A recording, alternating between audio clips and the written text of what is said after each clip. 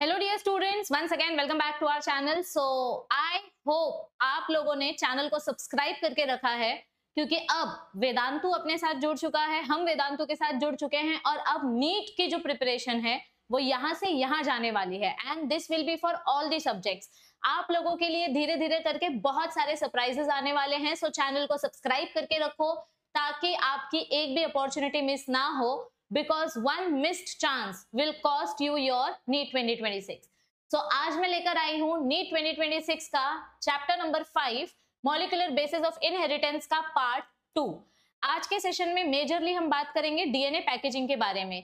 हमारा जो इतना बड़ा डीएनए है, आखिर ये छोटे से न्यूक्लियस के अंदर कैसे फिट होता है, क्योंकि सेल का न्यूक्लियस के अंदर डीएनए देखा जाए तो हमने अपने फर्स्ट लेक्चर में पढ़ा था कि डीएनए बहुत बड़ा होता है और डीएनए लार्जेस्ट बायोमोलिक्यूल होता है। तो ये इतना बड़ा बायोमोलिक्यूल इतने छोटे से न्यूक्लियस में आखिर कैसे फिट होता है, कैसे पैक होता है, वही चीज हम आज के टॉपिक में पढ़ने वाले हैं। लेकिन जैसे कि मैंने आपको हमेशा करवाया है, मैं आपको फर्स्ट सेशन में कुछ एमसीक्यूज देती हूँ प्रैक्टिस करने के लिए और सेकंड सेशन में हम उस एमसीक्यू को सॉल्व करते हैं और फिर आज का सेशन भी जब खत्म होगा तो आज के सेशन के एंडिंग में भी मैं आपको कुछ एमसीक्यूज दूंगी। तो जो एमसीक्यू मैंने आपको फर्स्ट सेशन में दिए थे, पहले वो एमसीक्यूज देख लेते हैं। मैंने आपको प्रीवियस सेशन में, जो हमारा पहला सेशन था, उसमें 3 एमसीक्यूज दिए थे। होमवर्क नंबर 1, होमवर्क नंबर 2 और होमवर्क नंबर 3। हमारा पहला एमसीक्यू था the 3' to 5' phosphodiester linkage inside a polynucleotide chain it joins। तो if you remember this structure, अगर आपको ये स्ट्रक्चर याद होगा तो मैंने आपको ये लिख कर भी दिया था कि फॉस्फोडाइएस्टर लिंकेज 3' to 5' के डायरेक्शन में काम करता है और ये किसको ज्वाइन करता है, एक न्यूक्लियोटाइड को दूसरे न्यूक्लियोटाइड से ज्वाइन करता है। ये मेरा एक न्यूक्लियोटाइड का शुगर है, ये मेरे दूसरे न्यूक्लियोटाइड का शुगर है। यहाँ पर जो बॉन्ड बन रहा है, इस बॉन्ड को बोलते हैं फॉस्फोडाइएस्टर बॉन्ड। क्या बोलते हैं इसको हम? Phosphodiester bond. तो ये फॉस्फोडाइएस्टर लिंकेज क्या करता है, एक न्यूक्लियोटाइड को दूसरे न्यूक्लियोटाइड से कनेक्ट करता है। तो अगर हम क्वेश्चन देखें तो हमारा फर्स्ट क्वेश्चन क्या है, द फॉस्फोडाइएस्टर लिंकेज जॉइंस, किसको ज्वाइन कर रहा है ये? One DNA strand with other DNA strand? No, एक डीएनए स्ट्रैंड को दूसरे डीएनए स्ट्रैंड से अगर मुझे जोड़ना है तो इनके बीच में हाइड्रोजन बॉन्ड्स आएगा। So phosphodiester linkage is not the correct option. One nucleoside with another nucleoside? No, nucleoside मतलब शुगर प्लस नाइट्रोजन बेस, और यहाँ पर फॉस्फोडाइएस्टर लिंकेज बोला है। बिना फॉस्फोरस के तो न्यूक्लियोटाइड का स्ट्रक्चर कंप्लीट ही नहीं है। One nucleotide with another nucleotide, this is absolutely correct. ये मेरा एक न्यूक्लियोटाइड है, यहाँ पर फॉस्फोरस है, ये मेरा दूसरा न्यूक्लियोटाइड है, यहाँ पे एक बॉन्ड बनेगा, इस बॉन्ड को बोलते हैं हम फॉस्फोडाइएस्टर बॉन्ड। तो इट कनेक्ट्स वन न्यूक्लियोटाइड, यहाँ पर नाइट्रोजन बेस होगा, यहाँ पर नाइट्रोजन बेस होगा। सो ये एक न्यूक्लियोटाइड को दूसरे न्यूक्लियोटाइड से जोड़ता है। इसीलिए इस क्वेश्चन का राइट आंसर क्या आएगा? Option number C. Option number D क्या है? One nitrogen base with pentose sugar. Nitrogen base और पेंटोज शुगर के बीच में जो बॉन्ड होता है, इस बॉन्ड को हम बोलते हैं एन ग्लाइकोसिडिक बॉन्ड, और ये भी हमने अपने कल के लेक्चर में पढ़ा था, मतलब प्रीवियस सेशन में पढ़ा था। नेक्स्ट क्वेश्चन है, इन द डीएनए मॉलिक्यूल। अब आपको इसमें 4 ऑप्शंस दिए हैं, एक ऑप्शन करेक्ट होगा, 3 ऑप्शन रॉन्ग होंगे, या फिर 3 ऑप्शंस करेक्ट होंगे, एक ऑप्शन रॉन्ग होगा। आपको जो ऑड ऑप्शन है वो चूज करके बताना है। So the proportion of adenine in relation to thymine varies with the organism। मतलब क्या बोला है, हमारे ऑर्गेनिज्म में जितना एडिनाइन होगा, एडेनिन होगा, थाइमिन उसके बराबर नहीं होगा। मतलब adenine will not be equal to thymine, ये गलत स्टेटमेंट है, क्योंकि अकॉर्डिंग टू चारगाफ रूल हमने क्या पढ़ा है, purine will always be equal to pyrimidine. जितने प्यूरिन होंगे उतने पिरिमिडीन होने चाहिए। तो ये स्टेटमेंट रॉन्ग स्टेटमेंट है। नेक्स्ट स्टेटमेंट है, there are two strands which run anti-parallel, one in 5' to 3' direction and other in 3' to 5'। ये हमने अपने प्रीवियस सेशन में पढ़ा था। अगर हमारा एक डीएनए स्ट्रैंड ऐसा आ रहा है 5' to 3', तो दूसरा डीएनए स्ट्रैंड ऐसा जाएगा, यहाँ पर 3, यहाँ पर 5। तो ये एंटी पैरेलल नेचर होता है, जो हमने प्रीवियस लेक्चर में पढ़ा था। Anti parallel nature is important to maintain the constant distance between the two strands। so this option is correct option। बाकी 2 ऑप्शंस भी देख लेते हैं और फिर डिसाइड करेंगे कि राइट आंसर क्या आएगा। the total amount of purine nucleotide and pyrimidine nucleotide is not always equal। ये स्टेटमेंट भी गलत है, क्योंकि एरविन चारगाफ सर का दूसरा रूल था, this was first rule, and the second rule was कि purine upon pyrimidine a plus t, नहीं a plus g, this is purine, and pyrimidines a plus d t plus c, this always be equal to 1, ये हमेशा 1 से equal होगा, so this statement is wrong, ये 1 होना चाहिए। There are 2 strands which run parallel in the 5 prime to 3 prime direction, गलत, DNA का strand कभी भी सेम डायरेक्शन में नहीं जाता, सो 3 ऑप्शंस गलत हैं, एक ऑप्शन करेक्ट है, तो इस क्वेश्चन का राइट आंसर आएगा ऑप्शन नंबर बी। सी, नीट एग्जाम सिर्फ थ्योरी कवर करने से या फिर सिर्फ टेक्स्ट बुक रीड कर लेने से नहीं क्लिअर होगी। तुम्हाला जर खरंच नीट एक्झाम द्यायची असेल, if you are really serious about NEET exam, मग तुम्हाला थ्योरी केल्यानंतर टॉपिक वाईज एमसीक्यू पण सॉल्व्ह करावे लागतील। काही टॉपिक्स असे आहेत जे आपल्या महाराष्ट्र बोर्डमध्ये नाही दिले, तर ते टॉपिक मी इथे खूप डिटेलमध्ये शिकवते। तुम्ही महाराष्ट्र बोर्डची टेक्स्ट बुक केल्यानंतर, ती टेक्स्ट बुक रीड झाल्यानंतर तुम्हाला एनसीईआरटीचे टॉपिक्स पण बघणं गरजेचं आहे। जर तुम्ही एनसीईआरटीचे टॉपिक ऑप्शन मध्ये सोडलात तर तुमचं नीट एक्झाम क्लिअर होणार नाही, कारण कधी कधी छोटासा टॉपिक जे महाराष्ट्र बोर्डच्या टेक्स्ट बुक मध्ये नसतं ते एनसीईआरटी मध्ये असतं आणि नेमकं तेच टॉपिक आपल्या एक्झाम मध्ये विचारलं जातं। म्हणून तुम्हाला नीट एक्झाम साठी एनसीईआरटी टेक्स्ट बुक आणि एनसीईआरटीचे लेक्चर्स बघणं खूप गरजेचं आहे, ह्याने तुमचं बोर्डचं पण कॉन्सेप्ट क्लिअर होईल। ठीक आहे, सो आपण नेक्स्ट एमसीक्यू बघूया। Which one of the following pair of nitrogen base of nucleic acid is wrongly matched with the category mentioned against it, तर इथे आपल्याला रॉन्ग पेयर शोधायचं है। हमने क्या पढ़ा है, complementary pairing, according to Erwin Chargaff हमने कॉम्प्लीमेंट्री पेयरिंग पढ़ी है, और कॉम्प्लीमेंट्री पेयरिंग में हमने क्या पढ़ा है, कॉम्प्लीमेंट्री पेयरिंग में हमने पढ़ा है purine will always bind with pyrimidine, यानी A will bind with T and G will bind with C. Purines are all gods are pure, और pyrimidine जिसके पास Y होता है, यानी cytosine, thymine and uracil, these are our pyrimidine bases, these are purine bases. तर आता बघूया, guanine and adenine all gods are pure, हे बरोबर आहे, हे स्टेटमेंट बरोबर आहे। Adenine and thymine hey purine आहेत का, नाही, दीज आर नॉट प्युरिन्स, हे pyrimidine आहे आणि हे प्युरिन आहे, so this is wrong. Thymine and uracil हे pyrimidine आहे, युरॅसिल आणि सायटोसाइन हे pyrimidine आहे, तर ऑप्शन नंबर बी हे रॉंग स्टेटमेंट आहे। आणि आपल्याला हेच सांगितलंय की तुम्ही रॉंग ऑप्शन सिलेक्ट करून सांगा कोणतं आहे, तर option number B is the wrong statement, म्हणजे राईट आन्सर तेच आहे। आणि हे आपलं 2008चं पीवायक्यू आहे। असे कधी कधी सोपे सोपे क्वेश्चन येतात, पण आपलं कॉन्सेप्ट जर क्लिअर नसेल तर आपण इथे पण गोंधळ करतो आणि आपले क्वेश्चन चुकतात। So that is why it is important to watch the video, to read the textbook, आणि असे खूप सिंपल कॉन्सेप्ट ट्रिक्स आणि एमसीक्यू शॉर्ट्स हे आपण आपल्या ह्या चॅनलवरती प्रोव्हाइड करतोय, आणि पुढे अजून काय काय प्रोव्हाइड करणार आहोत, तर त्यासाठी तुम्हाला चॅनलला सबस्क्राइब करून ठेवायचंय। So let's start with our today's session, that is part 2 of this chapter. आज के टॉपिक में हम पढ़ने वाले हैं packaging of DNA. Are you all ready? Are you all ready? Yes, चलो स्टार्ट करते हैं। राइट, तो अब अगर हम पैकेजिंग ऑफ डीएनए हेलिक्स की बात करते हैं, तो सबसे पहली चीज आपके दिमाग में ये आनी चाहिए कि हमें डीएनए को क्यों पैक करना है, what is the need of packaging. आपको एक सिंपल सा एग्जांपल देती हूँ कि पैकेजिंग की जरूरत क्या होती है।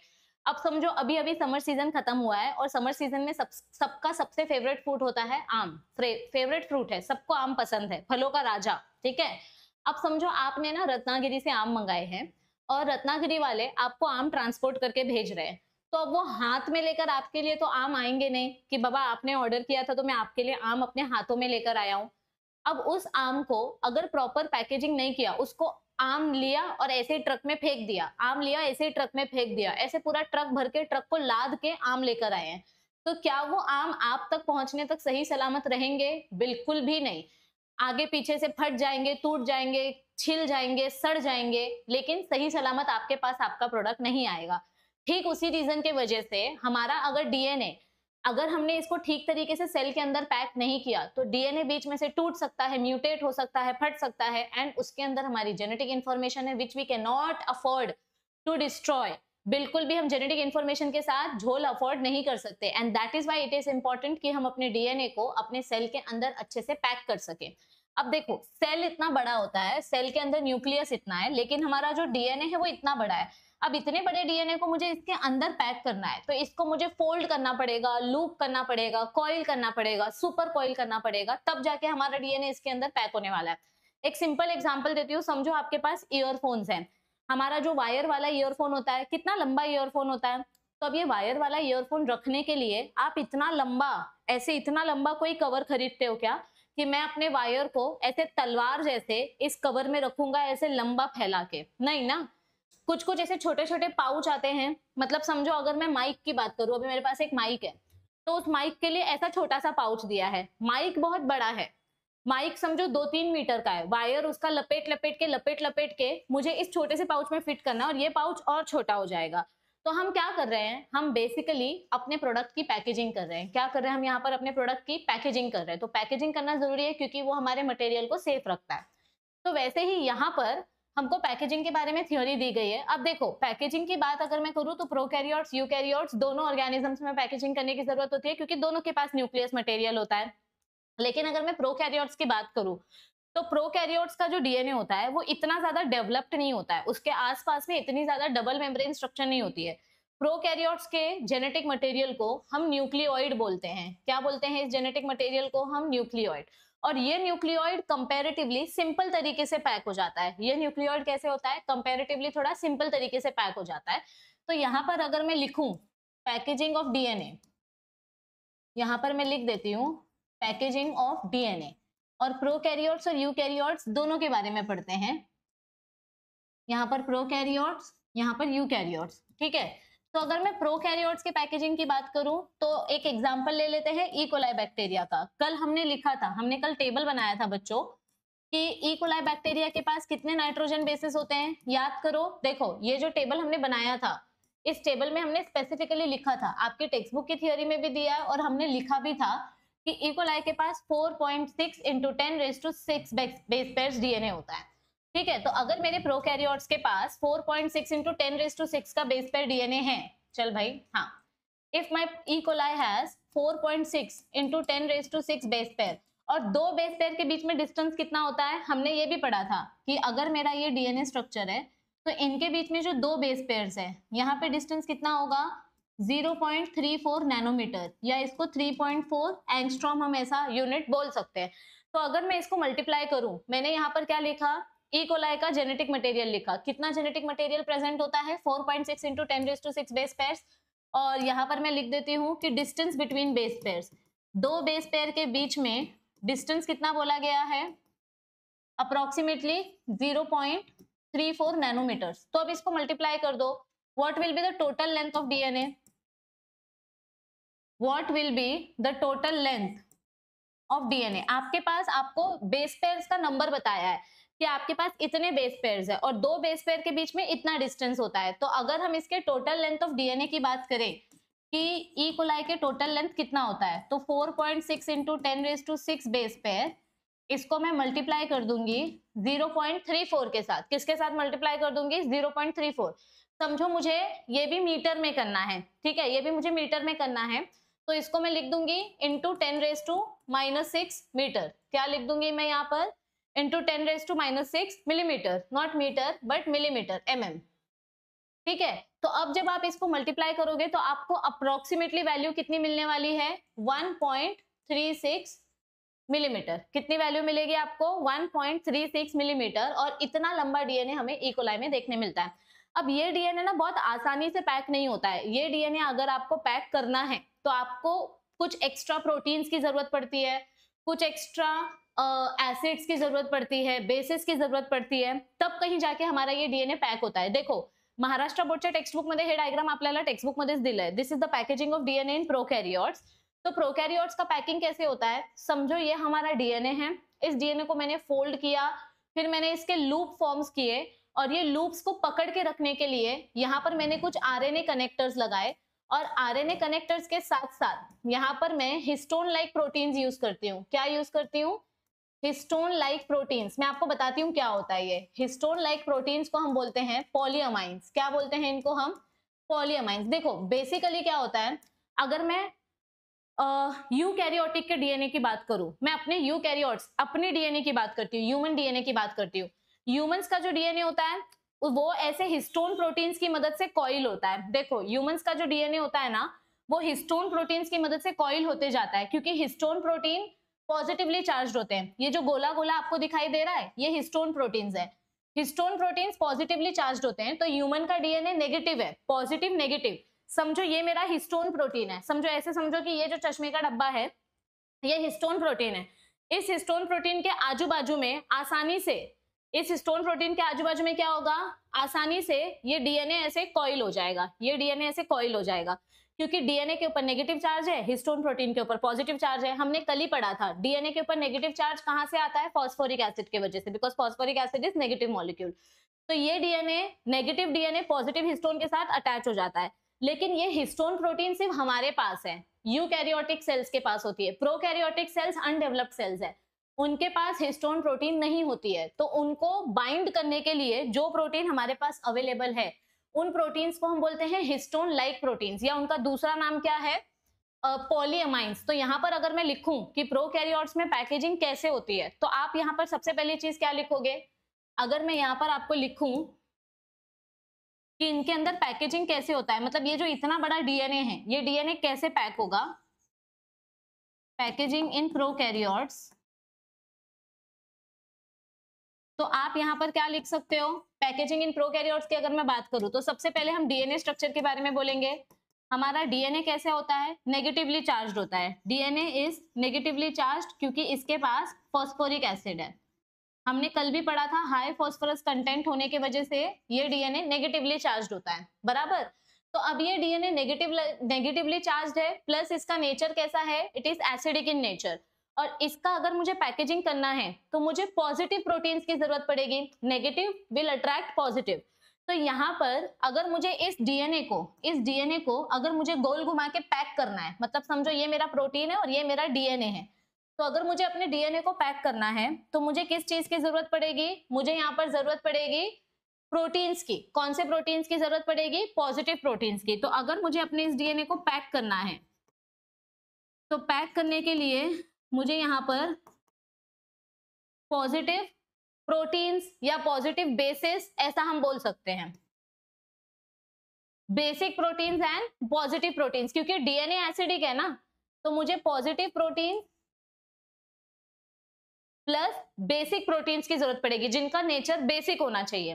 तो ऐसे कंपाउंड्स जो हिस्टोन जैसे होते हैं लेकिन वो कंप्लीट हिस्टोन नहीं होते हैं, ऐसे कंपाउंड हम प्रोकैरियोटिक डीएनए के लिए यूज करते हैं। और ऐसे प्रोटीन्स का नाम क्या है बच्चों, ऐसे प्रोटीन का नाम है HU proteins, histone like proteins, या इनको आप पॉलीअमाइंस भी बोल सकते हो। क्या बोल सकते हो इनको आप, पॉलीअमाइंस भी बोल सकते हो। ये पॉलीअमाइंस क्या करते हैं, हमारे प्रोकैरियोटिक डीएनए को हिस्टोन लाइक प्रोटीन्स के आसपास में से बाइंड करने में हेल्प करते हैं। तो हमारा जो प्रोकैरियोटिक डीएनए है, ये प्रोकैरियोटिक डीएनए लूप फॉर्म करेगा, लूप फॉर्म करके ये खुद को बाइंड करके छोटा बना लेता है ताकि ये इजीली सेल के अंदर फिट हो जाए। जब ये कंप्लीटली कॉइल हो जाता है तो इस स्ट्रक्चर को हम बोलते हैं न्यूक्लियोइड स्ट्रक्चर, और ये अब रेडी है पैकेजिंग करने के लिए। Now it is ready for packaging, अब ये पैकेज होने के लिए रेडी है। यहां तक सबको समझ में आया है। अब थोड़ा पीछे जाते हैं, अब थोड़ा हम यूकैरियोट्स के बारे में पढ़ते हैं और फिर थोड़ा सा इंट्रोडक्शन देखेंगे, ठीक है। अब यूकैरियोट्स के बारे में, जैसे मैंने यहाँ पर प्रोकैरियोट्स का डेटा कैलकुलेट किया कि हमारे प्रोकैरियोट्स के पास इतना बेस पेयर है तो इसका डिस्टेंस इतना है। तो आपको भी डेटा दिया हुआ है, आपके पास डेटा क्या दिया हुआ है, ये देखो यहाँ पर जो टेबल हमने दिया था, यहाँ पर जो हमको थ्योरी दी गई थी, इस थ्योरी के अकॉर्डिंग हमारे पास ह्यूमंस का बेस पेयर्स है और हमारे पास डिस्टेंस भी दिया हुआ है। तो आपको कैलकुलेट करके बताना है कि टोटल लेंथ कितना होगा अपने डीएनए का। कहाँ गई मैं, आपको कैलकुलेट करके बताना है यूकैरियोट्स में डीएनए की टोटल लेंथ क्या होगी। Calculate total length of DNA, कैसे कैलकुलेट करोगे आप, कैसे कैलकुलेट करोगे, इसका फॉर्मूला क्या है, number of base pairs into distance between base pairs, number of base pairs into distance between base pairs. तो आप चेक करो कितना नंबर्स दिया है और कितना डिस्टेंस है, डिस्टेंस कितना है 0.34 नैनोमीटर्स बिटवीन बेस पेयर्स। तो आप जो भी कैलकुलेशन करोगे उसका आंसर आपको क्या आना चाहिए, 2.2 मीटर्स। आंसर कितना आना चाहिए, यहाँ पर आंसर आएगा आपका अप्रोक्सीमेटली 2.2 मीटर, यानी 220 सेंटीमीटर के आसपास हमारा यूकैरियोट्स का डीएनए होता है। So the answer should be 2.2 meters, ठीक है। ये कैलकुलेट करना है आपको। तो अब थोड़ा सा थियोरी पढ़ते हैं। थियोरी में क्या दिया है, let's see, taken the distance between two consecutive base pairs if the length of DNA helix is in a typical mammalian cell is calculated. तो फॉर्मूला क्या होगा, what will be the formula, total number of base pairs, मतलब हम multiplication करेंगे total number of base pairs with distance between two consecutive base pairs. तो समझो मैंने दो बेस पेयर्स लिया, ऊपर a प्लस टी नीचे g प्लस सी, इसके बीच में एक मैंने डिस्टेंस लिया और फिर और एक मैंने डिस्टेंस लिया। तो ऐसे अगर मेरे पास इतने बेस पेयर्स प्रेजेंट हैं और इसको अगर मैं डिस्टेंस के साथ मल्टीप्लाई करूं तो मुझे टोटल लेंथ कितनी मिलेगी मेरे डीएनए की? अप्रोक्सीमेटली 2.2 मीटर्स मेरे डीएनए की मुझे लेंथ मिलने वाली है। A length that is far greater than dimension of a typical nucleus. मेरा न्यूक्लियस इतना छोटा है 10⁻⁻⁶, मतलब 0.0000001, इतना छोटा मेरा न्यूक्लियस है और इस न्यूक्लियस के अंदर मुझे 2.2 मीटर लंबा डीएनए फिट करना है। इतने से न्यूक्लियस में इतना बड़ा डीएनए फिट करना है, तो इसको पैक करना पड़ेगा। बिना पैक किए तो ये कुछ नहीं करने वाला है, it is very difficult to pack. तो यहाँ पर क्या बोला गया है आगे, एक मिनट, हाँ, यहाँ पर आगे क्या बोला गया है? हाँ, आगे बोला गया है कि how is such a long polymer packaged in a cell. तो इतना बड़ा पॉलीमर हम इतने छोटे से सेल में कैसे पैक करेंगे? Obviously by folding, by loop formation, by coiling, by super coiling. So if the length of E. coli is 1.36 millimeter, can you calculate the number of base pairs in E. coli? अगर मुझे length दी गई है तो इसको divide करके मैं number of base pairs calculate कर सकती हूँ, और ये मुझे ऑलरेडी बताया गया है ना कितने बेस पेयर्स प्रेजेंट है। 4.6 इंटू, ये देखो यहाँ पर हमने अभी लिखा 10⁻⁶, 4.6 इंटू 10⁻⁶ बेस पेयर्स हमारे पास टोटल हैं। अब देखो प्रोकैरियोट्स में पैकेजिंग कैसा होगा, जैसे कि मैंने आपको बोला प्रोकैरियोट्स में पैकेजिंग कैसे होता है, नेगेटिव डीएनए पॉजिटिव प्रोटीन्स के आसपास कॉइल हो जाता है। तो इन प्रोकैरियोट्स दो they do not have defined nucleus, prokaryotes के पास प्रॉपर न्यूक्लियस नहीं होता है, इसीलिए उनके न्यूक्लियस को हम न्यूक्लियोइड बोलते हैं। The DNA is not scattered throughout the cell, the DNA being negatively charged, it is combined with positive proteins. ये डीएनए कौन से प्रोटीन्स के साथ बाइंड होगा? पॉजिटिव प्रोटीन्स के साथ बाइंड होगा, और इसको हम बोलेंगे nucleoid structure. The DNA in nucleoid is organized in large loops. यहाँ पर क्या फॉर्म हो रहे हैं, देखो ना कितने सारे लूप्स फॉर्म हो रहे हैं। तो ये लूप्स आपस में एक दूसरे के साथ कनेक्टेड होते हैं, और इस स्ट्रक्चर को हम बोलते हैं न्यूक्लियोइड स्ट्रक्चर। इस स्ट्रक्चर को हम क्या बोलते हैं? Nucleoid structure. यहाँ तक सबको क्लियर है? चलो आगे बढ़ते हैं। ऑलराइट, तो अब हम यूकैरियोटिक डीएनए पैकेजिंग के बारे में पढ़ेंगे। Packaging of prokaryotes is done. देखो जो मैं न्यूक्लियोसोम की बात कर रही थी ना, वो ये वाला न्यूक्लियोसोम स्ट्रक्चर है, मतलब ये अपने हिस्टोन प्रोटीन्स हैं, ये हिस्टोन प्रोटीन्स है, ये अपना नेगेटिव डीएनए है। हिस्टोन प्रोटीन्स के ऊपर पॉजिटिव चार्ज होता है, डीएनए के ऊपर नेगेटिव चार्ज होता है। तो पॉजिटिव और नेगेटिव ये दोनों एकदम अट्रैक्ट होकर एकदम टाइट बॉन्ड बना लेते हैं। अब अगर मैं packaging of DNA in eukaryotes की बात करूं, तो यूकैरियोट्स में डीएनए पैकेजिंग कैसे होता है ये हम डिटेल में देखेंगे। डीएनए पैकेजिंग इन यूकैरियोट्स, अगर मैं इसके बेसिक लेवल पैकेजिंग की बात करूं, रुक जाओ मुझे यहाँ पर लिखने दो, डीएनए पैकेजिंग इन यूकैरियोट्स। हाँ, अगर मैं इसका बेसिक पैकेजिंग लेवल देखूं तो इसका बेसिक पैकेजिंग लेवल करने के लिए मुझे दो चीजों की जरूरत होती है, एक तो पॉजिटिव प्रोटीन्स यानी बेसिक प्रोटीन्स, और एक नेगेटिव डीएनए। ठीक है, तो बेसिक प्रोटीन्स मेरे कौन से हैं? बेसिक प्रोटीन्स मेरे हिस्टोन प्रोटीन्स हैं, इनके पास लार्ज नंबर ऑफ बेसेस हैं, दिखाई दे रहा है ना? हाँ ठीक है। तो अगर मैं यहाँ पर लिखूं कि मुझे डीएनए पैकेजिंग करने के लिए बेसिक क्या रिक्वायरमेंट है, अगर समझो मैं इनिशियल लेवल ऑफ पैकेजिंग कर रही हूँ, मतलब समझो ये मेरा यूकैरियोटिक डीएनए है, इस यूकैरियोटिक डीएनए को मैं बस पैकेज करना स्टार्ट कर रही हूँ, starting point of the packaging. तो ये starting point of the packaging में मुझे दो चीजें रिक्वायर्ड होंगी। मैं यहाँ पर लिख सकती हूँ इनिशियल लेवल ऑफ पैकेजिंग, या फिर मैं इसको लिख सकती हूँ लो लेवल ऑफ पैकेजिंग। मतलब ये स्टार्ट हो रहा है, पैकेजिंग करना मैं स्टार्ट कर रही हूँ, तो मुझे यहाँ पर दो चीजें रिक्वायर्ड होंगी। बेसिक प्रोटीन्स रिक्वायर्ड होंगी जिनके ऊपर पॉजिटिव चार्ज होगा, और हिस्टोन प्रोटीन्स चाहिए। ये हिस्टोन प्रोटीन्स जो हैं इनके पास बेसिक चार्ज होता है, ये पॉजिटिव प्रोटीन्स हैं, क्योंकि ये दो स्पेशल अमीनो एसिड से बनती है। बायोमोलिक्यूल्स चैप्टर में जब अमीनो एसिड्स वाला टॉपिक है उसमें आप लोगों ने पढ़ा है कि कौन से ऐसे अमीनो एसिड्स होते हैं जो सबसे ज्यादा पॉजिटिवली चार्ज होते हैं। अगर इसका एग्जाम्पल आपको पूछा जाए, ये महाराष्ट्र बोर्ड की टेक्स्ट बुक में दिया हुआ है, नीट के बच्चों को ये स्पेसिफिकली देखना है, हिस्टोन प्रोटीन कौन से दो अमीनो एसिड से बनती हैं जो एकदम पॉजिटिवली चार्ज होते हैं, तो वो दो अमीनो एसिड्स हैं लाइसिन एंड आर्जिनिन। इन दो अमीनो एसिड्स के पास सबसे ज्यादा पॉजिटिव चार्जेस होते हैं, और ये हमारी बेसिक अमीनो एसिड्स है। तो ये हिस्टोन प्रोटीन है। इस हिस्टोन प्रोटीन के मेरे पास 4 अलग अलग टाइप्स है। इस हिस्टोन प्रोटीन के मेरे पास कितने हैं? 4 अलग अलग टाइप्स है। एक्चुअली 5 टाइप्स होते हैं, उनमें से एक डायरेक्टली यूज नहीं होता है। इस हिस्टोन प्रोटीन के अगर टाइप्स की मैं बात करूं तो मेरे पास है H1 histone, H2A, H2B, H3 and H4। इसमें से ये जो 4 है ना, ये डायरेक्ट पैकेजिंग में इन्वॉल्व होते हैं, दे आर डायरेक्टली इन्वॉल्व। और यहाँ पर इन चारों का मुझे दो कॉपी देखने मिलता है, 2 यूनिट्स ईच। मतलब मेरे पास H2A का 2 कॉपी होगा, H2B का 2 कॉपी होगा, H3 का 2 कॉपी होगा, H4 का 2 कॉपी होगा। यानी टोटल कितने हिस्टोन्स होंगे मेरे पास? टोटल 8 हिस्टोन्स होंगे। और इनका अरेंजमेंट कैसा होता है? इनका अरेंजमेंट एक फुटबॉल जैसा होता है। मतलब अगर मैं यहाँ पर आपको अरेंज करके दिखाऊं, H2A, H2B, H3, H4, यहाँ पीछे H2A, H2B, H3, H4, तो ऐसे ये 8 मॉलिक्यूल्स एक साथ आ जाते हैं। जब ये 8 मॉलिक्यूल्स एक साथ आकर एक फुटबॉल जैसा या एक बॉल जैसा, एक गोले जैसा स्ट्रक्चर बनाते हैं, तो इस स्ट्रक्चर को हम बोलते हैं हिस्टोन ऑक्टामर। इस स्ट्रक्चर को हम क्या बोलते हैं बच्चों? इस स्ट्रक्चर को हम बोलते हैं हिस्टोन ऑक्टामर। तो अब मेरे पास ये जो हिस्टोन ऑक्टामर है, इसके ऊपर भर भर के पॉजिटिव चार्जेस है। इस हिस्टोन ऑक्टामर के ऊपर क्या है? इस हिस्टोन ऑक्टामर के ऊपर भर भर के पॉजिटिव चार्जेस है। देखो मैं यहाँ पर लिख रही हूँ, इनके ऊपर बहुत सारे पॉजिटिव चार्जेस हैं। और ये मेरा जो H1 हिस्टोन है, ये H1 हिस्टोन कहाँ प्रेजेंट होता है? ये H1 हिस्टोन यहाँ पर ऐसे डंडी जैसे चौकीदार बन के प्रेजेंट होता है। तो इस H1 हिस्टोन का एक्चुअली क्या काम है पता है? हमारा डीएनए अंदर जाएगा H1 हिस्टोन से और बाहर आएगा H1 हिस्टोन से। तो ये जो मेरा डीएनए है, ये डीएनए यहाँ से अंदर जाके एक टर्न लेता है और फिर यहाँ से दूसरा टर्न लेके बाहर आ जाता है।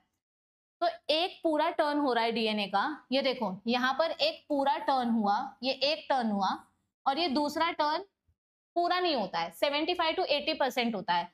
एक कंप्लीट टर्न लिया इसने, पूरा 360 डिग्री रोटेट हुआ। और जो दूसरा टर्न है ये खाली 3/4 हिस्सा होता है, 3/4। ये टर्न पूरा नहीं होता है, ठीक है? इसका थोड़ा सा हिस्सा बाहर आ जाता है। मतलब समझो ये जो एक टर्न हुआ, यहाँ पर एक जो कंप्लीट टर्न हुआ, इसमें 100 बेस पेयर्स थे, तो इस वाले टर्न में सिर्फ 70 या 80 बेस पेयर्स होंगे और बाकी के जो 20 बेस पेयर्स है वो यहाँ पर आ जाएंगे। ये वाला जो पार्ट है इसको लिंकर डीएनए बोलते हैं। यहाँ पर अपने बचे हुए 20 बेस पेयर्स आ जाते हैं। वैसे जब हम पढ़ते हैं तो पढ़ते टाइम हम क्या देखते हैं कि जब हमारा डीएनए टर्न करता है, हिस्टोन के पास जब ये टर्न करता है तो टोटल 200 बेस पेयर्स होते हैं। हमने पढ़ते टाइम क्या पढ़ा है? देखो यहाँ पर मैं आपको महाराष्ट्र बोर्ड के टेक्स्ट बुक का एक डायग्राम दिखाती हूँ। हमने पढ़ते टाइम क्या पढ़ा है कि न्यूक्लियोसोम के आसपास जब ये डीएनए टर्न करता है तो यहाँ पर टोटल 200 बेस पेयर्स होते हैं, ठीक है? लेकिन असलियत ऐसी नहीं है। असलियत में क्या होता है कि यहाँ पर एक्चुअली में 200 बेस पेयर्स पूरे नहीं होते हैं। यहाँ पर 180 बेस पेयर्स के आसपास होते हैं ह्यूमन डीएनए में, और बाकी का जो 20 बेस पेयर होता है वो लिंकर डीएनए में आ जाता है, जो एक न्यूक्लियोसोम को दूसरे न्यूक्लियोसोम से कनेक्ट करने में हेल्प करता है। महाराष्ट्र बोर्ड की टेक्स्ट बुक में यहाँ पर 146 न्यूक्लियोटाइड बोला है, मैंने यहाँ 180 लिखा है। तो ये ना डिपेंड करता है। आता एनसीईआरटी मध्ये 180 बेस पेयर्स दिले, म्हणून आपण एनसीईआरटी साठी 180 बेस पेयर्स लक्षात ठेवणार। महाराष्ट्र बोर्डच्या टेक्स्ट बुक मध्ये 146 आहे, तर सीईटी साठी तुम्ही 146 लक्षात ठेवू शकता।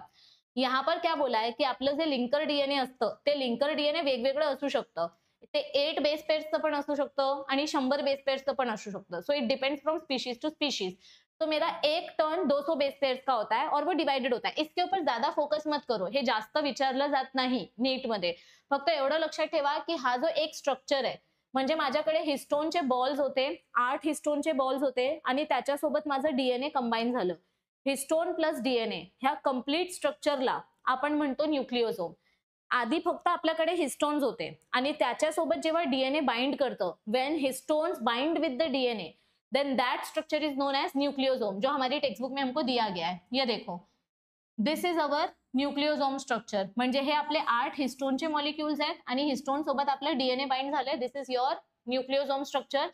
आणि ह्या H1 हिस्टोनचा काय फायदा आहे? दिस H1 हिस्टोन स्टेबलाइजेस, हे फक्त स्टेबलाइज करण्यासाठी असतं। म्हणजे डीएनए कुठून आतमध्ये जाणार आणि कुठून बाहेर येणार ते H1 हिस्टोन डिसाइड करतं आणि H1 हिस्टोन डीएनए ला पकडून ठेवतं।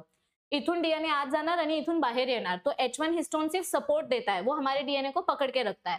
तर जर तुम्हाला विचारलं की न्यूक्लियोसोम मध्ये टोटल किती डीएनए असतं, तर तुम्ही लक्षात ठेवा की 200 बेस पेअर्सचं डीएनए असतं. अगर आपको पूछा कि न्यूक्लियोसोम में टोटल कितना डीएनए होता है, तो आप क्या याद रखोगे? टोटल 200 बेस पेअर्स होता है. आणि हे टोटल किती टर्न घेणार? 1 कंप्लीट टर्न आणि दुसरा जो टर्न असणार तो 3/4 असणार. तर न्यूक्लियोसोम मध्ये 200 बेस पेअर्स असतात आणि ते टर्न किती घेतं? 3/4. It will take 1 3/4 turn. इथपर्यंत सगळ्यांना क्लिअर आहे का? हा जो हिस्टोन ऑक्टामर आहे ना, ह्या हिस्टोन ऑक्टामरला आपण न्यू बॉडी पण म्हणतो. हे पण एक एक्स्ट्रा इन्फॉर्मेशन आहे जी आपल्या एनसीईआरटी मध्ये दिली आहे. इथपर्यंत सगळ्यांना क्लिअर आहे नक्की? Yes everybody. आता जर अपन ह्याचा डिस्टेंस घेतलं, समझो मैं इसका डिस्टेंस आपको बताऊं कि इसका डायामीटर कितना होता है. अगर मैं इसका डिस्टेंस आपको बताऊं कि इसका डायामीटर कितना होता है, यहां से लेके यहां तक ह्याचं डिस्टेंस किती असतं, तर किती होणार? 110 इंटू 60 एंगस्ट्रॉम. कितना डिस्टेंस होता है इसका? 110 इंटू 60 एंगस्ट्रॉम. ही इन्फॉर्मेशन पण एक्स्ट्रा इन्फॉर्मेशन आहे, हवी असेल तर लक्षात ठेवा, नाहीतर स्किप केली तरी चालेल. तर आता थोडंसं थिअरी वाचूया. थिअरीमध्ये काय दिलंय? In eukaryotes this organisation is much more complex. Eukaryotes मध्ये प्रोकॅरियोट सारखं सिंपल नसतं, थोडं कॉम्प्लिकेटेड प्रोसिजर असतं. There is a set of positively charged proteins called histone proteins. हे आपण बेसिक लेवल पैकेजिंग बद्दल बोलतोय. यहाँ पर हम बेसिक लेवल पैकेजिंग के बारे में बोल रहे हैं की आपल्याला हिस्टोन प्रोटीन लागते. आता जेव्हा आपण हाय लेवल पॅकेजिंग बघणार तेव्हा आपल्याला कळेल की आपल्याला बेसिक प्रोटीन सोबत ऍसिडिक प्रोटीन्सची पण गरज असते. फक्त बेसिक प्रोटीन चालत नाही. ठीक आहे. तर इथे आपल्याला प्रोटीन्स हिस्टोन प्रोटीन्स लागतात. ह्या प्रोटीन वरती कोणते चार्ज असतात? अमीनो एसिड्स वरती पॉझिटिव्ह चार्ज असतात. तो हिस्टोन कौन से 2 अमीनो एसिड से बना है? This is very important. Histones are made up of lysine and arginine. Histones are rich in basic amino acids which are lysine and arginine आणि ह्या अमीनो एसिड्स वरती पॉझिटिव्ह चार्ज आहे. Okay. Histone एक साथ पूरा अरेंज होता है आणि असे 8 हिस्टोनचे बॉल्स एकत्र अरेंज होऊन काय बनवतात? ऑक्टामर स्ट्रक्चर बनवतात. ह्याला आपण न्यू बॉडी म्हणतो. आणि आपल्या डीएनए वरती कोणता चार्ज आहे? नेगेटिव्ह चार्ज आहे. तर नेगेटिव्ह डीएनए आपल्या हिस्टोन सोबत बाइंड करणार. Negative DNA will bind with positive histone आणि जो स्ट्रक्चर तयार होतो त्या स्ट्रक्चरला आपण म्हणतो न्यूक्लियोसोम स्ट्रक्चर. हा आपला न्यूक्लियोसोम आहे. इथून एक टर्न गेलं आणि इथून दुसरा टर्न बाहेर आलं. तो ये जो डीएनए है ये कितना डीएनए कवर करता है? Base pairs 200 base pairs. तो a nucleosome contains 200 base pairs of DNA helix. तुम्हाला हे लक्षात ठेवायचं आहे. न्यूक्लियोसोम मध्ये किती डीएनए असतं? 200 base pairs. Nucleosome constitute the repeating unit of structure in nucleus called chromatin, which is thread-like stained colored bodies seen in nucleus. आता this part is very important. देखो अब क्या हो रहा है? आता हे बघा, हमारा डीएनए यहाँ पर लो लेवल ऑफ पॅकेजिंग हो रहा था, म्हणून इथे आपल्याकडे बेसिक प्रोटीन्स होते ज्यांच्यावरती पॉझिटिव्ह चार्ज होतं. आता हे प्रोटीन्स बाइंड होत जाणार आणि हे बाइंड करून करून करून करून आपल्याला एक असं स्ट्रक्चर दिसणार. दिखने में ये ऐसा दिखेगा कि एक धागा है और इस धागे के ऊपर ऐसे मोती है. तो इस स्ट्रक्चर को देखने में कैसे लगता है कि ये एक मोती का माला है. देखने में ऐसा लगता है कि ये एक मोतियों की माला आपने पहनी हुई है. तो इस माला को हम बोलते हैं बीड्स ऑन स्ट्रिंग स्ट्रक्चर. इस माला जैसे स्ट्रक्चर को हम क्या बोलते हैं? Beads on string like structure. ठीक है. तो यहां तक सबको समझ में आया है? दिखने में ये कैसा दिखता है? It looks like beads on string. Okay. I hope इथपर्यंत सगळ्यांना समजलं असेल. आता हे बघा, हा जो आपला डीएनए है ना, ह्या डीएनए ला आपण काय केलंय? ह्याला आपण कॉइलिंग करतोय, मग सुपर कॉइलिंग करणार. आप जैसे जैसे इसकी कॉइलिंग करोगे, इसकी सुपर कॉइलिंग करोगे, इसके बीच का जो डायामीटर है वो और ज्यादा चेंज होते जाएगा. तर इथे आपण लो लेवलची पैकेजिंग केली आणि इथे आपल्याला कोणता स्ट्रक्चर दिसतोय? बीड्स ऑन स्ट्रिंग जैसा स्ट्रक्चर दिखाई दे रहा है. क्या दिख रहा है हमको यहाँ पर? Beads on string. अब ये पैकेजिंग करते जाएगा करते जाएगा करते जाएगा. अब ये जो स्ट्रक्चर है, हे जे लूप वाला स्ट्रक्चर है, हे लूप वाला स्ट्रक्चर दिसताना कसं दिसतंय? एकदम धाग्यासारखं दिसतंय. ये स्ट्रक्चर कैसा दिख रहा है? It looks like thread like structure. इस थ्रेड लाइक स्ट्रक्चर को बोलते हैं क्रोमैटिन. ये थ्रेड लाइक स्ट्रक्चर को हम क्या बोलेंगे? क्रोमैटिन. और ये और ज्यादा कंडेन्स होते जाएगा होते जाएगा होते जाएगा. आणि मग हा जो स्ट्रक्चर इथे तयार झालाय, इथे जो स्ट्रक्चर तयार झालाय, ह्या स्ट्रक्चरला आपण म्हणतो सोलेनॉइड. ऍक्च्युअली ये वाला सोलेनॉइड स्ट्रक्चर है. हे बघा, हे आपलं सोलेनॉइड है. फिजिक्स में आपने पढ़ा है ना, ऐसा ऐसा ऐसा ऐसा वायर जैसा, टेलीफोन वायर जैसा जो स्ट्रक्चर होता है उसको सोलेनॉइड बोलते हैं. तो यहाँ पर सोलेनॉइड का डायमीटर कितना बोला है, 30 एंगस्ट्रॉम बोल सकते हो या फिर 30 नॅनोमीटर्स बोल सकते हो, 10⁻⁹ 10⁻⁻10 ऐसा डिफरन्स होता है. तर इथे बघा, हे आपलं बीड्स ऑन स्ट्रिंगचं स्ट्रक्चर आहे, एक माला है, उसके ऊपर मोती है, और ऐसे जब 6 न्यूक्लियोसोम एक साथ आ जाते हैं तो सोलेनॉइड जैसा स्ट्रक्चर बनता है. 6 न्यूक्लियोसोम जब एक साथ आ जाते हैं तो ऐसे टेलिफोन के वायर जैसा स्ट्रक्चर बनता है. आणि इथे डिस्टन्स किती सांगितलंय न्यूक्लियोसोम्सच्या मध्ये, हे मी तुम्हाला इथे लिहून दिलं ना, डिस्टन्स किती सांगितलंय हे बघा, 110 इंटू 60 एंगस्ट्रॉम एवढं डिस्टन्स आपण इथे लिहिलंय. इथपर्यंत सगळ्यांना क्लिअर आहे का? Everybody tell me in the chat box. Yes, इथपर्यंत सगळ्यांना क्लियर आहे? ओके, आता पुढे जाऊया. तो हमने क्या पढ़ा कि हमारा जो लो लेवल ऑफ डीएनए है, लो लेवल ऑफ डीएनए का पैकेजिंग जो है वो हमने बेसिक प्रोटीन से किया. आता मला ह्याला पुढे अजून कॉम्प्लेक्स पैकेजिंग करायची है, हाई लेवल ऑफ पैकेजिंग करायची है. ये जो हाई लेवल ऑफ पैकेजिंग है, ये हाई लेवल पैकेजिंग करने के लिए मुझे यहाँ पर अब एसिडिक प्रोटीन्स की जरूरत पड़ती है. किसकी जरूरत पड़ेगी? एसिडिक प्रोटीन्स की जरूरत पड़ेगी. हाई लेवल ऑफ पैकेजिंग जब मैं करूंगी तो ये सोलेनॉइड जैसा स्ट्रक्चर बनाएगा. इसको हम 300 एंगस्ट्रॉम भी लिख सकते हैं. This is important. हे आपलं सोलेनॉइड सारखं स्ट्रक्चर बनवणार, आणि ज्याला आपण ह्याला जर आपण अजून जास्त कॉइलिंग केली तर आपल्याला क्रोमॅटिन सारखं स्ट्रक्चर मिळेल. ह्या क्रोमॅटिन सारख्या स्ट्रक्चरला आपण म्हणतो thread like structure.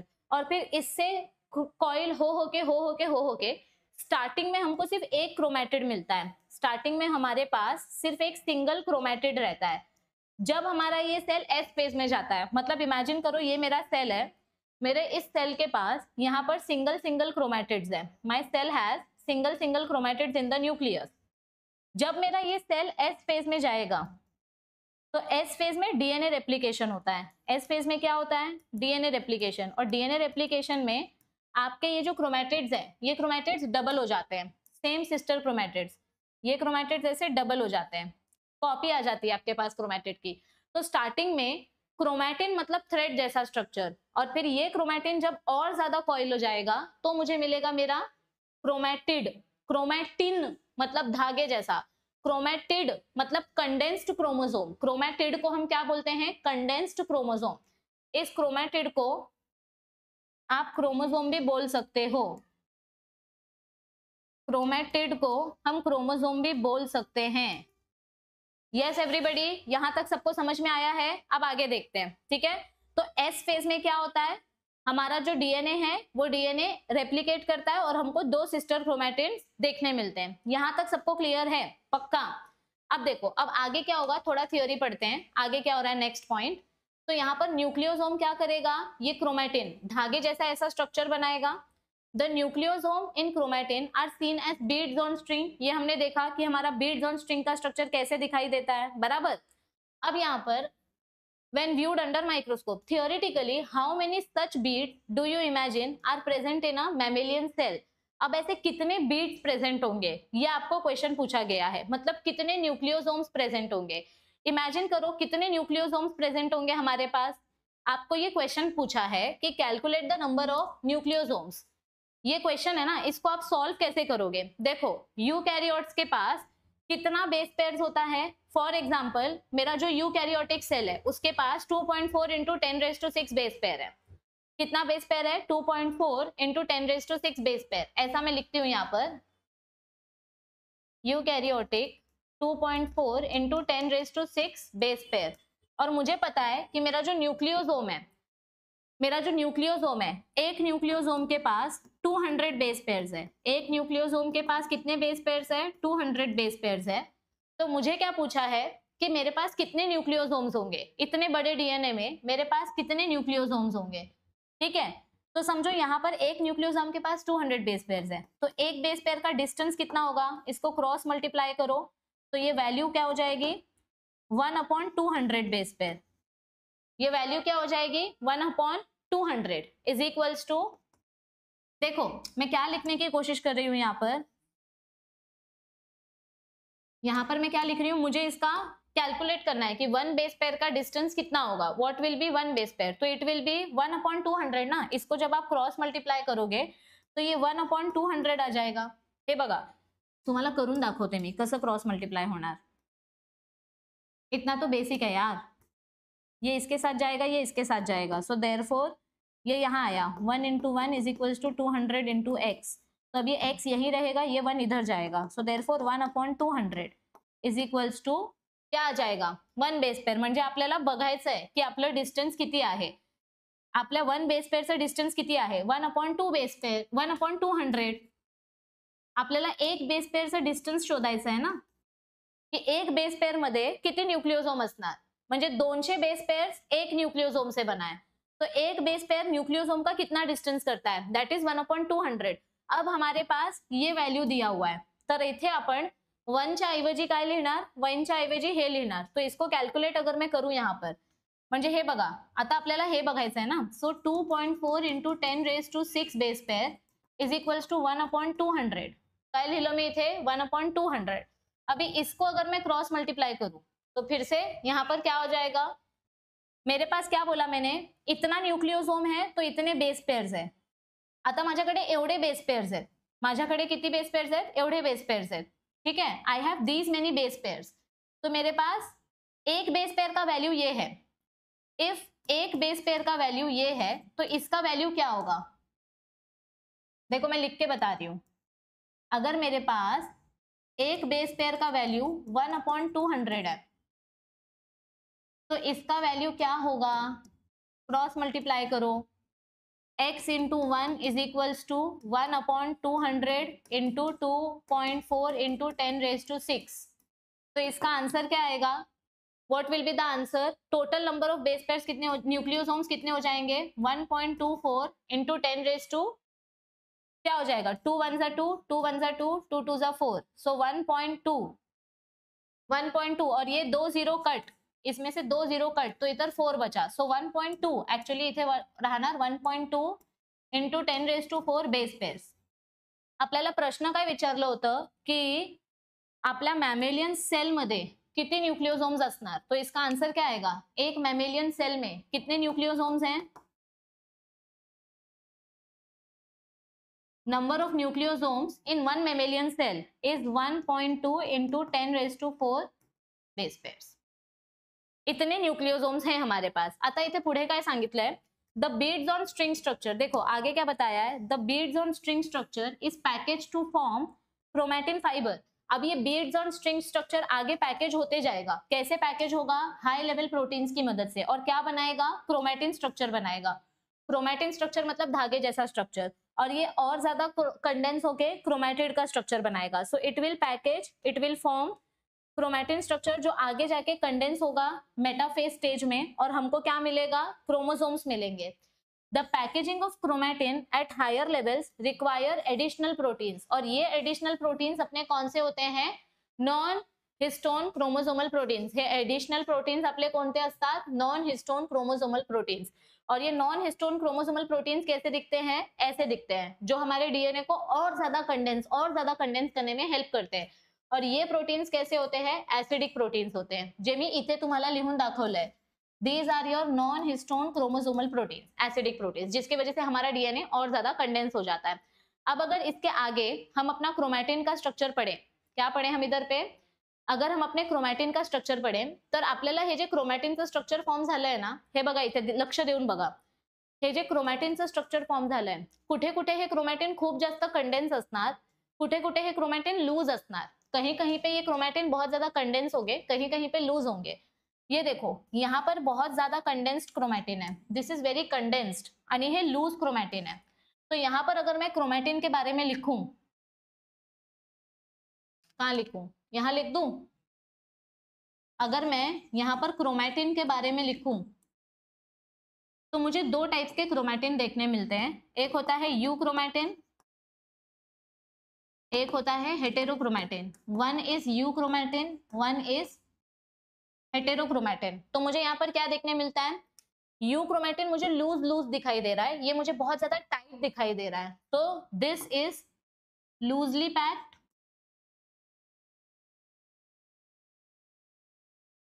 And this is tightly packed, ये बहुत ज्यादा टाइटली अरेंज्ड है. नेक्स्ट मुझे क्या दिखाई दे रहा है, यहाँ पर अगर मैं इसको माइक्रोस्कोप के नीचे देखूं तो ये ज्यादा स्टेन एब्जॉर्ब करेगा, तो ये माइक्रोस्कोप के नीचे एकदम डार्क दिखाई देगा क्योंकि यहाँ बहुत सारा डीएनए है। ये कम स्टेन एब्जॉर्ब करेगा तो ये माइक्रोस्कोप के नीचे लाइट दिखाई देगा, तो this will appear light stained, lightly stained, this will appear dark under microscope, ये मुझे बहुत ज्यादा डार्क दिखाई देगा। ठीक है, अगर मैं इसकी बात करूं कि ट्रांसक्रिप्शन कौन ज्यादा करता है, तो देखो ये लूज डीएनए है, ये लूज है, तो ये इजीली ट्रांसक्रिप्शन करेगा, ट्रांसक्रिप्शन करके ये इजीली एमआरएनए फॉर्म करेगा और मुझे प्रोटीन्स देगा। मतलब सीधी सी बात है, अगर मेरे पास ऐसा लूज डीएनए है, for example if I have loose DNA like this, तो ये आराम से अपना प्रोसेस करेगा, इसको कोई प्रॉब्लम नहीं है, इसको बिल्कुल भी आराम नहीं चाहिए, ये फिलहाल काम करने के लिए रेडी है। लेकिन अगर मैं इसको ऐसे बांध बांध के रख दूं, अब इसका मूड नहीं है काम करने का, इसको मूड नहीं है, इसको पूरा खोलना पड़ेगा फिर ये काम करेगा। तो जब ये कंडेंस्ड होता है, जब ये टाइटली पैक होता है, ये बिल्कुल एक्टिव नहीं होता है, लेकिन जब ये खुला हुआ रहता है तो ये पूरा एक्टिव है, ये काम करने के लिए रेडी है। तो यहाँ पर ये ट्रांसक्रिप्शनली एक्टिव है। यूक्रोमेटिन क्या होता है? ट्रांसक्रिप्शनली दिस इज एक्टिव, ये प्रोटीन बनाने के लिए रेडी होता है, दिस इज ट्रांसक्रिप्शनली एक्टिव, और ये ट्रांसक्रिप्शनली इनएक्टिव होता है, तो इसको हम इनर्ट भी बोलते हैं, दिस इज ट्रांसक्रिप्शनली इनएक्टिव, इसीलिए इसको हम इनर्ट मॉलिक्यूल भी बोलते हैं। ठीक है, इसको हम क्या बोलते हैं? इनर्ट मॉलिक्यूल भी बोलते हैं।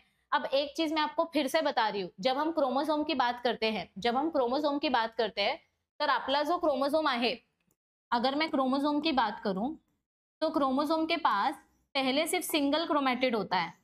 जब सेल डिवीजन होता है और एस फेज होता है तो इसके पास 2 क्रोमैटिड्स आ जाते हैं, इट शोज 2 क्रोमैटिड्स।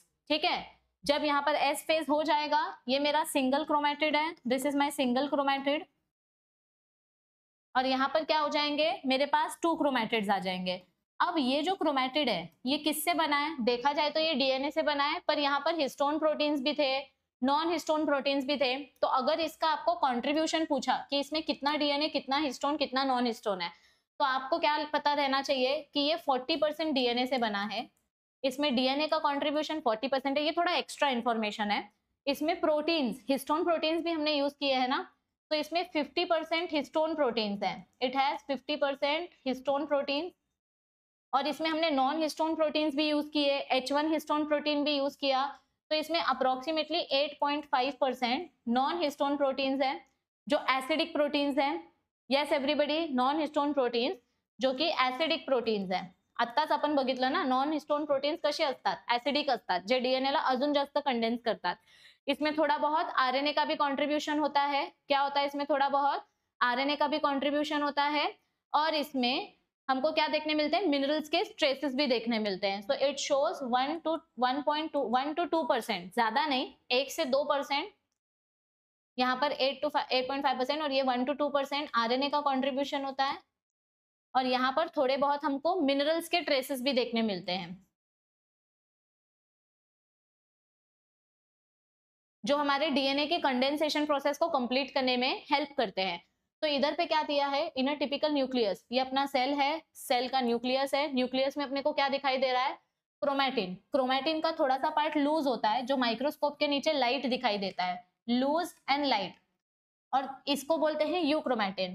क्रोमैटिन जो ज्यादा डेंस होता है, जो ज्यादा टाइट होता है, वो डार्क कलर का दिखाई देता है, इट स्टेन्स डार्क, इसको बोलते हैं हेट्रोक्रोमैटिन।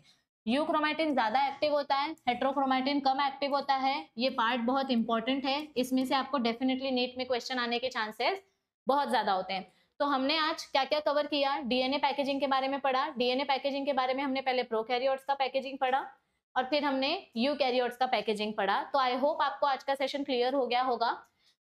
मैं कुछ एमसीक्यूज दे रही हूँ, ये आपको नीचे कमेंट करना है। This is homework number 1 and this is homework number 2। ये दोनों एमसीक्यूज आपको नीचे कमेंट करना है। अगर आप लोग चाहते हैं, मुझे बहुत सारे बच्चे बोल रहे हैं कि मैं लाइव लेक्चर लूं, अगर आप लोग चाहते हैं कि ये चैप्टर मैं लाइव लेक्चर लेकर पढ़ाऊं, तो आप लोग नीचे कमेंट करो। जितने ज्यादा कमेंट्स होंगे उतना ज्यादा मेरा इरादा स्ट्रांग हो जाएगा कि मैं लाइव लेक्चर लेकर ये चैप्टर पढ़ाऊं आगे का। If you want me to take live lectures for this chapter, comment below. और अगर आप लोग इस चैनल से जुड़े रहना चाहते हैं, क्योंकि अब आपके लिए बहुत सारा मटेरियल आने वाला है फिजिक्स का, केमिस्ट्री का, बहुत सारे सरप्राइजेस आने वाले हैं। तो चैनल के साथ जुड़े रहने के लिए चैनल को सब्सक्राइब करो। अगर आप चाहते हो कि मैं लाइव लेक्चर लूँ तो नीचे कमेंट करो। वीडियो अच्छी लगे तो इसको लाइक और शेयर करो। ऐसे ही बहुत सारे लेक्चर्स और बहुत सारा कंटेंट आपके लिए आने वाला है, बस आपको चैनल के साथ जुड़े रहना है। So bye bye everybody, all the best, take care, see you.